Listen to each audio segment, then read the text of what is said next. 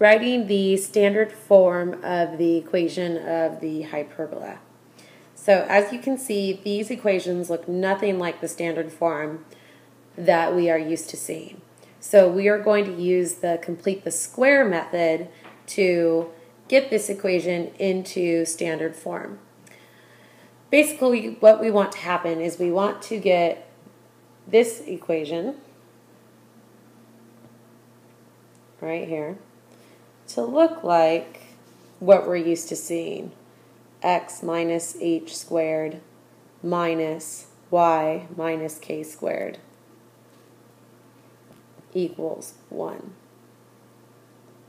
And of course, over a squared and b squared. In this case, I know that the x is going to go first because we have an x squared minus y squared here. Okay, so the first thing that we want to do is group the x's and the y's together. So we have x squared, there's no other x's, so we can have minus 9y squared plus 36y minus 72. Actually, let's take that 72 and let's move them over to the other side. We can just get them out of the way. Next step is completing the square. So we don't need to complete the square with the x term because we have an x squared. But we do need to complete the square with the y terms because we have a y squared and we have y to the first power. So before we complete the square, we need to factor out that negative 9 because we cannot complete the square if there is a coefficient in front of the squared term. Okay, so now that that 9 is factored out, we are ready. So take 4, divide it by 2, square it. We are going to need to add in a 4 inside the parentheses. Now, because I added a 4 here, I need to add a negative 9 times 4 to the other side. So I'm going to add in a negative 36.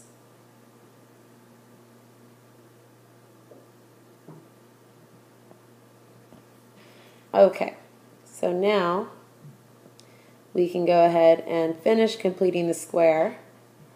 We're going to have x squared minus 9 times y minus 2 squared equals 72 minus 36 is 36. As you can see, it's starting to look like that standard form of a hyperbola. The last thing we need to do is set it equal to 1. And to set it equal to 1, all you need to do is divide each term by 36.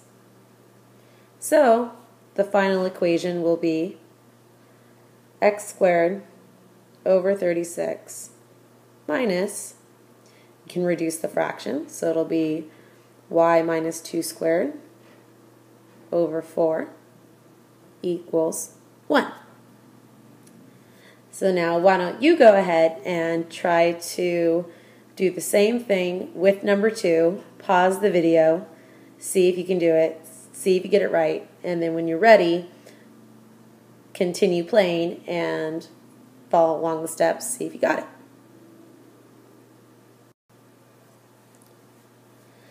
Let's check and see if you did the steps correctly. So we have the y squared out in front, so we know that this is going to be a parabola where the y term is first. So let's rewrite everything. Let's put the y's together and let's put the x's together, and let's take that 55 and move them to the other side. So we're going to have, let me switch colors here real quick, 9y squared plus 54y minus x squared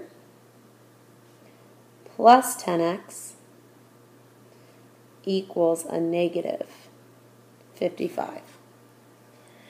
And it looks like we're going to have to complete the square for both the y and the x. So for the y's, let's factor out a 9. Get y squared plus 6y And for the x's, it doesn't look like you need to factor anything out, but you do need to factor out a -1 because the x squared is negative. So that's a little bit tricky. So we're going to factor out the negative and write x squared minus 10x. Okay, now we're ready to complete the square. So if we divide by 2 and square it, we're going to need to add a 9 in with the y's, and we're going to add a 25 in with the x's. And then, of course, don't forget to add the other terms to the other side.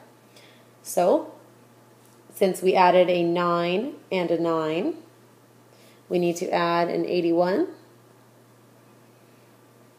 And then since we added a 25 here, we actually need to add a -25 to the other side because of this negative right here. So we'll subtract 25. Okay, after completing the square, that gives us 9 times y plus 3 squared minus x minus 5 squared. And that is going to equal, let's see, 1.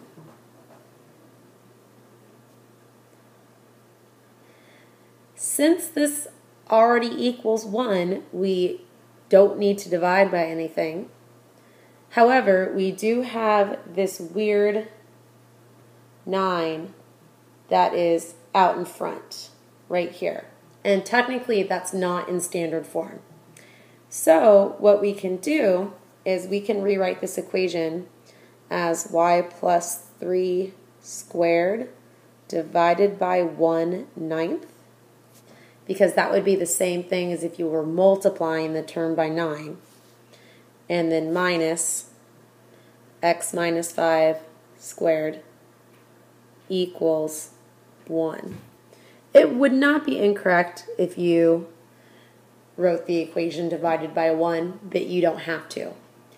If there is a term like this 9 out in front, you should put it in fraction form so that the hyperbola is in standard form.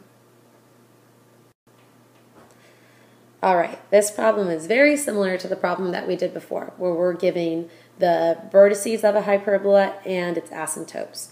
So pause the video, try this problem on your own, see if you can do it, and then restart the video and follow along to see if you got it correct.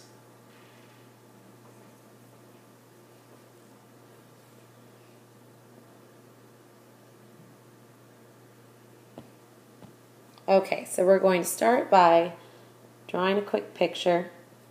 We know that this hyperbola has vertices at 0, 6, 0, -6.